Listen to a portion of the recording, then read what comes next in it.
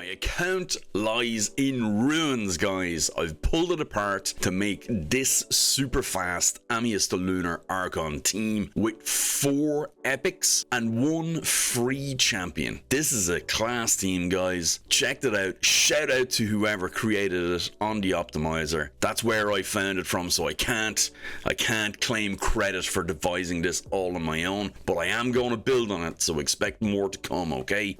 This is a hard team, guys, and it hits super hard. It does super hard work, and it's probably my ultimate Amius team. Now, speaking of ultimate things, click on the link below if you'd like to start with a free Karato Fox Hunter on your account, plus 4 epics. Now, they aren't the 4 epics that's in this video, but they are some super good epics. Tagoar, Uugo, Mausoleum, Mage, just to name 3 of them. The 4th one's a surprise. You'll see it on the link there though. But that's from my partners at GameLeap. Super happy to be partnered with GameLeap at the moment, and we are doing great work to bring you quality videos. So support the channel by clicking the link below, and let's get on to this now, guys.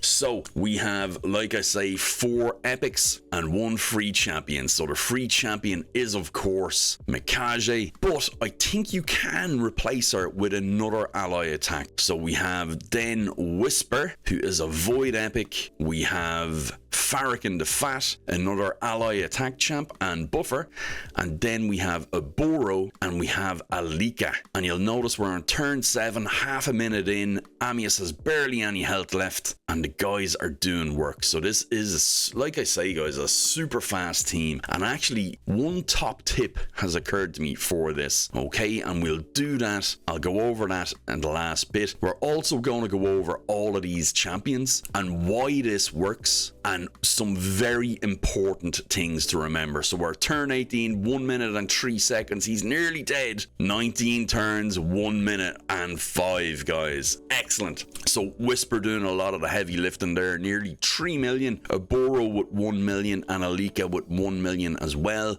with Mikage and Fahrakin supplying the ally attack and the buffs. But let's go in and look at the builds, and then we'll look at the final run that I did and see how we got on, okay? So into the game. This is Alika. Now, I was playing around with other builds, other champions in place, because we can do this with Legos, and it does make it much more consistent, because Legos have higher chance of debuffs and buffs and various other things, so it does make it much more doable. So this is the Alika build, guys. So Alika is 3-star empowered. If she was even 4-star empowered, she'll be doing a lot more, and obviously if she was in 6-star crushing rend, that would be huge. But the build is not to be sniffed at anyway, guys. I can't lie. Like I say, I broke my account to build you this team, and I have no regrets. It's for you, guys. It's for you. I do it for you. So we have a 7,000 attack on Alika. We have 200 speed. We have intentionally built them with only 70% crit rate. Now, it went to 73, but I put a minimum of 70% in when I was building them. And if you think about it, that's because our Fahrakin and our... Does Mikage bring that as well? But they buff the guys anyway with increased crit rate, so you can build the crit rate a little bit lower to get more in the other stats, okay? So that's why I've done that. And then she has 317% crit damage. Absolutely cracked, guys. Accuracy isn't up to much at all. We would prefer it higher, but the stats have to come from somewhere. There's only a limited amount that we can do, okay? So, like you can see there, I tried it out with Rathalos as well, and we'll talk about options later. So let's look at the skills and why Alika is good for this. So the A1 attacks one enemy, has a 30% chance of placing an extra hit. This hit is always critical. So it's a potential double hitter attack that books up to a 50% chance of doing that. So she has the potential to do a double nuke on the A1 and on the ally attack when she does that, because she is using her default skill. So that's our first layer of RNG as well. We also then need Helm Smasher to proc as well, as we do on all of the guys as well. Now, if we're going into a second turn for Alika, we have her A2. Absolutely stonking move, guys. On a 2-turn cooldown, attacks one enemy and will ignore 50% of the target's defense. Their max HP is higher higher than this champion's max HP. I'm pretty sure Amius has a bigger HP pool than Alika, so I think we're safe that that's going to ignore the defense. And then with our cruelty and our merciless set, we're looking, and then not flawless execution, helm smasher mastery, we're looking at doing true damage on that as well. We also have crushing rend in there for the bit more ignore defense as well. So that is Alika. We don't really, this is a good move for everywhere else. For Amius it's no good really. Attacks all enemies, 100% chance when booked of increasing the cooldowns of all enemy skills by 2 turns. Super move, really good move. If you think about it, that is equivalent to Alice. Okay, just let that sink in. Everybody's raving about Alice at the moment and how good she is. Alika has a lot of the same kit. 2-turn cooldown reduction on an A3. On a 3-turn cooldown, ignore defense on a 2-turn cooldown, which is better than Alice's A3, and then a high chance of a double hitter on the A1, which is always critical as well. And then she partners up with Sakara. Alice doesn't do that, so technically this is better. I think we'll ignore that one though. So guys, that's Sakara or Alika. Let's look at our next champion, and that is going to be, let's look at Lady Mikage. Why not? Okay, and we'll go over why I transformed and why that's important in the run as well. Okay, so what's Lady Mikage built like? She's built like a noble Japanese lady that is half spider is what she's built like. Now let's look at the actual build here. I'm thinking, right, when I seen this, she's built for damage in the optimizer on the team thing. Okay, so, and like I say, I'm not taking credit for this. This is a build that I found, and shout out whoever created it. Really good job, good thinking. This one here, however, she's built for damage. I think I might like to see her built in 9-piece protection if you can swing it, and that way when she buffs with the A3 here, increase attack and increase crit damage, she'll also be increasing the entire team's damage by 10% as well. And then if you do that with Fahrakin as well, you're going to get another 10% there, so that's a 20% across the board damage boost, and I think that would be more worthwhile than actually building her for damage, which is what I've done at the moment, especially considering, you know, she doesn't have helm smasher or any of that. So she has 3-star blessing, not vitally important at all guys, but we want her for her ally attack, increase attack and increase crit damage on a 4-turn cooldown. All enemies to attack a single enemy, and the allies joining the attack will use their default skills. So that's very good. Now, we don't need this, we don't need that at all. There could be an argument made that with Oboro on the team, you do attack this and it'll bring Oboro in again. You'll have to judge for yourself based on what you can see when you're doing this, because that could be important to get Oboro's debuff in. Okay, so reason then, and I'll show you actually when we're looking at the rerun now in a second, we need to transform. So we ally attack and then we transform before Amius does his A3. Okay, when Amius does his A3, it makes any mythical champion change form, right? So if we have already transformed, he transforms us back, and that means we have our ally attack back in 2 turns instead of waiting 4 turns, and we can ally attack again. So little behind the scenes there of why we're doing that, even though it doesn't seem to make sense because we're not doing anything in the second form. It's to get back into the first form via Amius's mechanic, and that was something I discovered for myself. So that's I'll claim that bit. There, you heard it first. daithiraids. My lips to your ears. So we have Oboro up next. Now, why is Oboro important? This, okay, attacks 1 enemy, has a 50% chance when booked of placing decreased defense for 2 turns. The second part, will attack all enemies, is not important for our purposes at all. We just want the 40% or the 50% chance when booked of placing the decreased defense. Okay, so I'll also show you why placement is important too. Then the other skills It's basically just whatever hits hardest is what we want to do next. We also have the option of maybe stealing his buffs if he does change the debuffs into buffs, okay? So that can be very handy then as well. And then this is a self buff with crit rate and crit damage, but we're already getting that, but it does hit well as well, okay? Also in crushing round 6-star and down to Helm Smasher as well, guys. The build itself, again, my account is broken.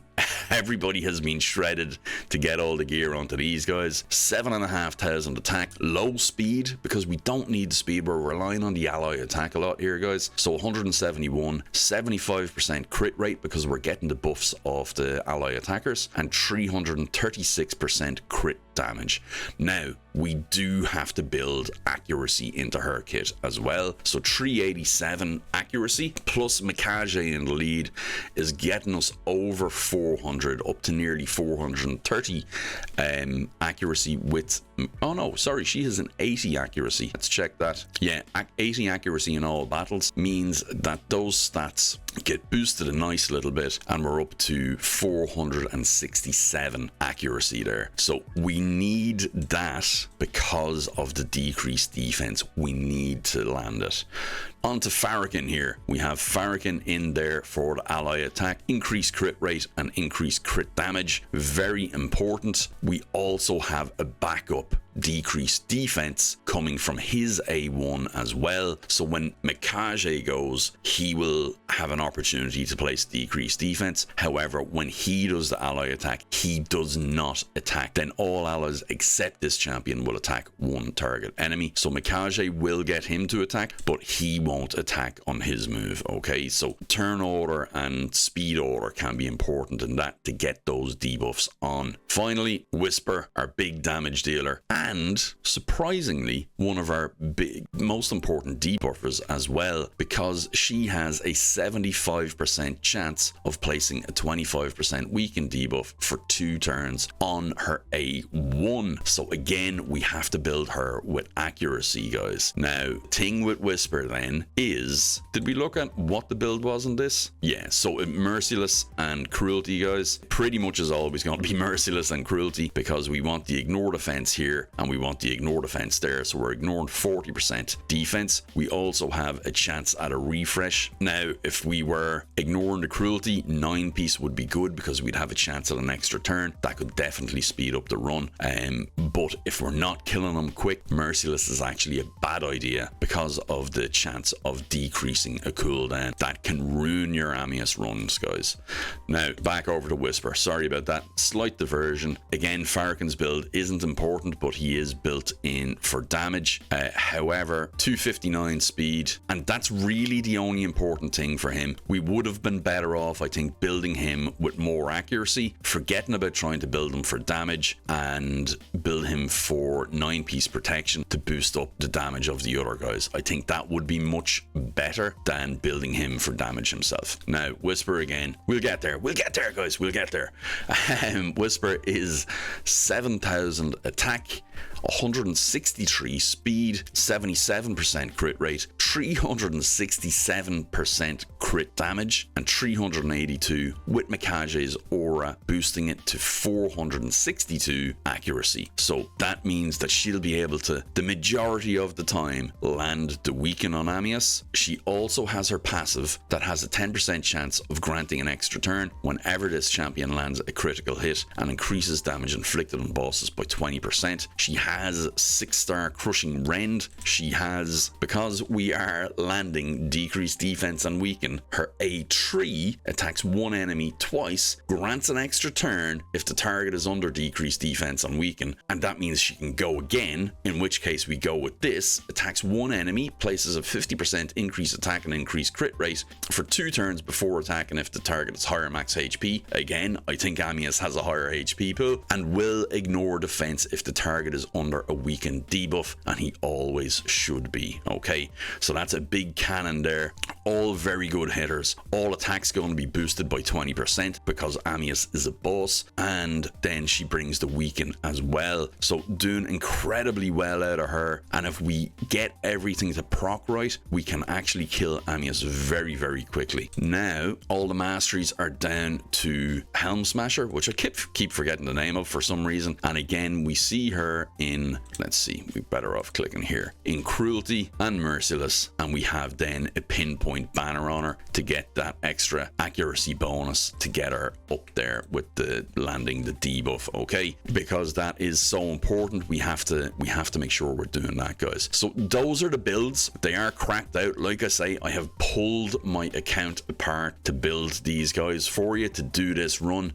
So let's flip over and see what my final run was like. Can we beat 16 turns, 1 minute and 1 second? Let's have a look. Okay, so we have already done the ally attack from Fahrakin. We have decreased defense and weaken on there. We have extra turn from Whisper. We have Amius nearly dead, but the debuffs are gone now, guys. So we went with the A2 from Alika there. Decisions to make. What do we do from Oboro? Go with the A1 to try and land the decreased defense again, or do we go with the A3? We went with the A3, guys, and that's because we didn't want him transferring the debuff into a buff. Now we transformed there because he's going to do his A3. Now he transforms. Mikage transforms back into her her initial form, and we have our ally attack back, and boom, 15 turns, 1 minute and 2 seconds. The last one came up as 15 turns as well. That's not fair. It's 16. It was actually on the 16th turn, but